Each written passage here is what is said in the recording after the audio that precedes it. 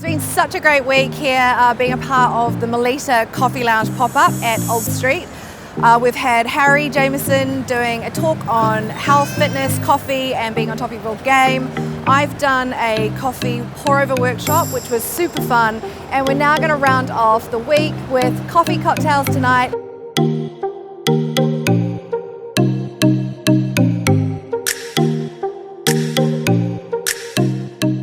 One of the reasons though I find coffee such a good ingredient in food and drink is because often it can be used to not only balance flavours, but also it's a really good ingredient to bring out the flavours in with other things. So I've been doing a lot of experimenting with cocktails, and I'm going to show you 2 cocktails.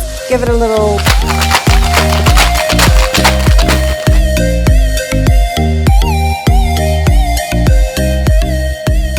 So 25 ml of vodka, 50 ml of chocolate. I'm using Nutella in this one, so it's generally about a teaspoon, but I use about 50 ml of this. Now ice goes in last, so I put in just a bunch of ice.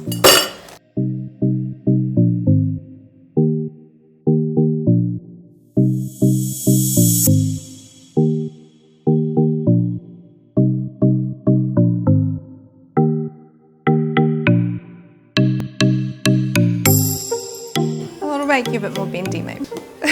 Oh, it's so good. Is it good? Awesome. And that's basically 2 versions of one cocktail that you can have, either vegan or not vegan.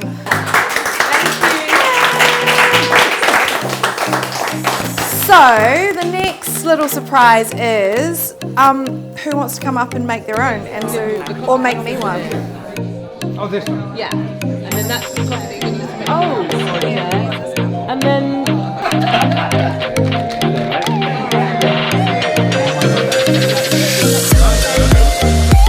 use this part of the shaker, this. Yeah, add your mind that.